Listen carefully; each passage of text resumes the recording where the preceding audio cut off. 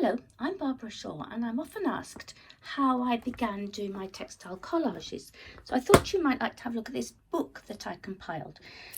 This is one of the first patchwork quilts that I made, inspired by Calf Facet.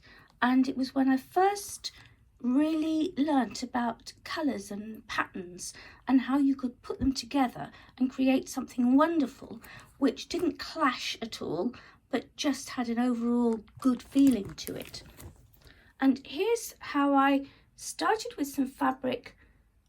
I had some scraps left over from quilts and I painted little lines on them so that you can see landscapes. So this was very basic.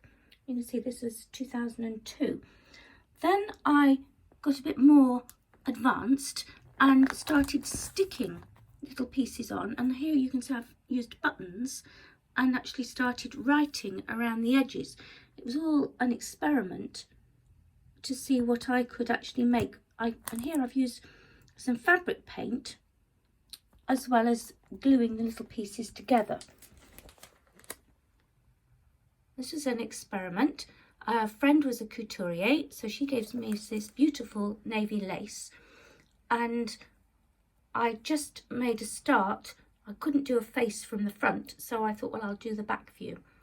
And it's another one, the back view. Again, I hadn't realised how to shape the body, so there's some padding in her bottom there.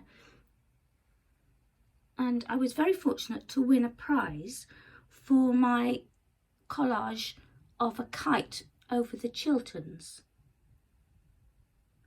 So this is 2002, and so this is the first attempt at actually crisscrossing fabrics and fraying the edges. But you can see the kite is very clumsy.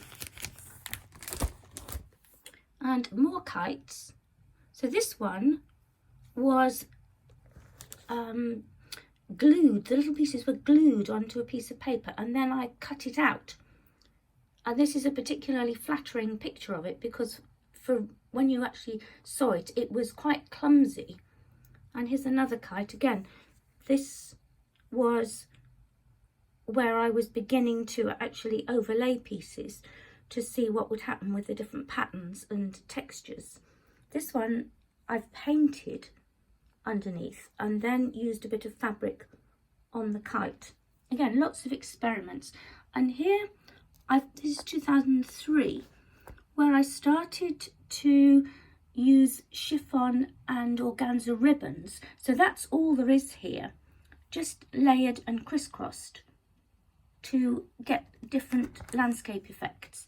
And here I worked on a bigger scale with very simple cutout shapes, and I've started fraying the edges. So the lavender fields was more advanced, where I was introducing lace and different textures. And the sky was a piece of variegated organza, which seemed to work very well where the glue dried. So here's more experiments. Flowers, a particular theme, and this one was stitched quite a lot into the actual petals, and the rest I did use some paint on it as well.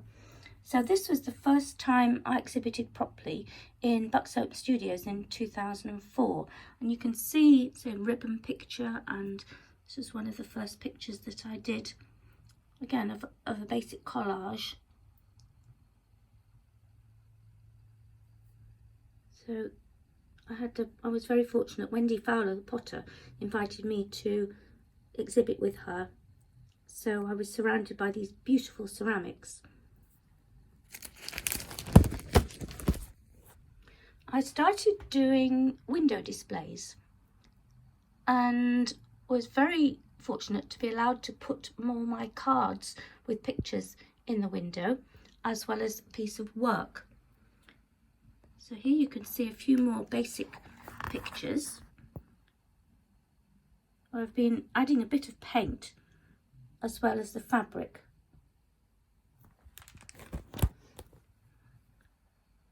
This is some lavender where I felt I'd made some advance with actually using the different textures. And here's the trees which I started, which now I look at and think they're quite clumsy, but again, it was a good exercise in trying to work out perspective. So 2005, I made quite a lot of advancement with stitching this rooster and a wildflower meadow. You can see it in more detail, and that was in an exhibition called Food for the Eye in the Mall Galleries, and it was the first time I'd done all this stitching, and I was quite pleased with people's response to what I'd created.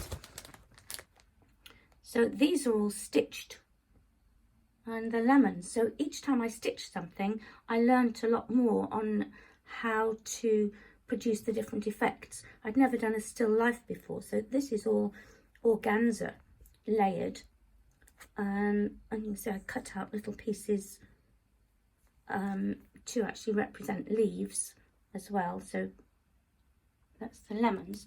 Then I did my first sheep, the Cotswold sheep. So that was 2007, and I went a bit berserk and had it printed onto aprons. These two were very big pictures, so they're A1 sized, but again, this is some paint in the background, and then textiles. You can see, I'm going closer for you, and the poppies again were paint on the background, and then lots of different fabrics. Then I experimented further and decided to have a go at doing some bodies. So you can see that's, every artist has to do bodies at some point, I suppose. So that was 2012, and here I've begun to do portraits. So this is my son, it's an early one of me. So these are all stitched, and each time it helps me learn something different about observation and layering. Now this was when I was artist in residence at Chastleton House, the National Trust property. So it was the first time I'd done any buildings, and the view from the windows. You can see the wall.